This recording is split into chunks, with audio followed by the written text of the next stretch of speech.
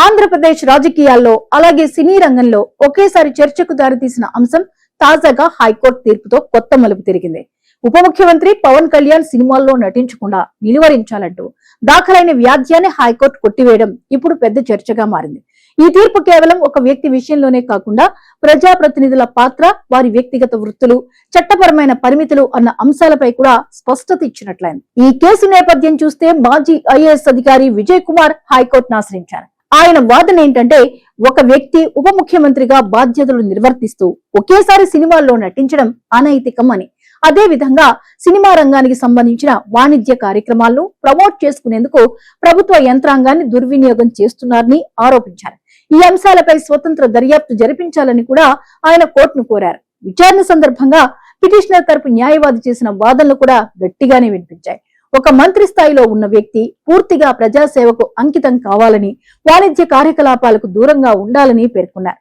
ముఖ్యంగా సినిమా టికెట్ల ధరల పెంపు విషయంలో నిబంధనలు పాటించలేదని, ఇది అధికార దుర్వినియోగానికి ఉదాహరణగా చూడాలని ప్రయత్నించారు.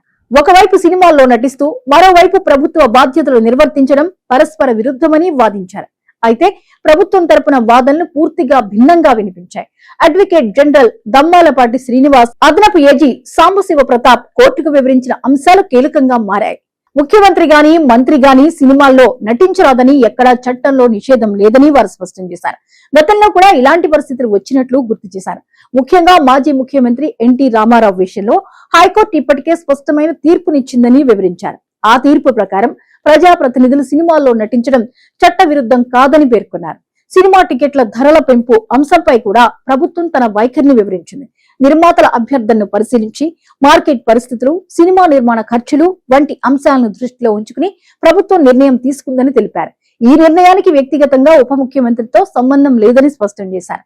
అధికార దుర్వినియోగం జరిగిందని చెప్పడానికి ఎలాంటి ఆధారాలు లేవని కూడా కోర్టుకు తెలిపారు. ఇక ఈ వ్యాజ్యం రాజకీయ ప్రేరణతో దాఖలు చేసిందేనని ప్రభుత్వ న్యాయవాదులు అభిప్రాయపడ్డారు. సరైన ఆధారాలు లేకుండా, ప్రాథమిక అంశాలపై పరిశీలన చేయకుండా కోర్టును ఆశ్రయించడం వల్ల న్యాయస్థానం సమయం వృధా అవుతుందని వ్యాఖ్యానించారు. ఈ కారణంగా పిటిషన్ను కొట్టివేయాలని మాత్రమే కాకుండా పిటిషనర్ పై ఖర్చులు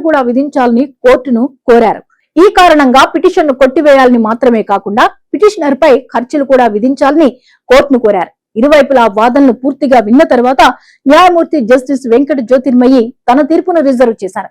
అనంతరం తాజాగా తుది నిర్ణయం ప్రకటిస్తూ ఈ వ్యాజ్యాన్ని కొట్టివేశారు. దీంతో పవన్ కళ్యాణ్ సినిమాల్లో నటించడంపై ఎలాంటి చట్టపరమైన అడ్డంకులు లేవని మరోసారి స్పష్టమైంది. ఈ తీర్పు వెనుక ఒక పెద్ద సందేశం కూడా ఉంది. ప్రజాప్రతినిధులు తమ వ్యక్తిగత వృత్తులు కొనసాగించడంలో చట్టం ఎక్కడ అడ్డుకట్ట వేస్తుందో, ఎక్కడ అనుమతిస్తుంది అన్న విషయంపై ఇది స్పష్టత ఇచ్చింది. ఒకవైపు ప్రజా బాధ్యతలు సక్రమంగా నిర్వహిస్తే, మరోవైపు వ్యక్తిగతంగా వృత్తిని కొనసాగించడంలో తప్పేమీ లేదనే అభిప్రాయం బలపడింది. ఇక రాజకీయంగా కూడా ఈ తీర్పు ప్రభావం చూపే అవకాశం ఉంది. ఇప్పటికే పవన్ కళ్యాణ్ ఒకవైపు రాజకీయ నాయకుడిగా, మరోవైపు సినిమా నటుడిగా కొనసాగుతున్నారు.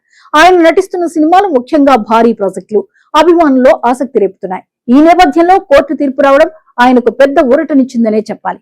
మొత్తానికి ఈ కేసు ఒక వ్యక్తి గురించి మాత్రమే కాదు, ప్రజాప్రతినిధుల నైతిక బాధ్యతలు, చట్టపరమైన హద్దులు, వ్యక్తిగత స్వేచ్ఛ అన్న అంశాలపై పెద్ద చర్చకు దారితీస్తుంది.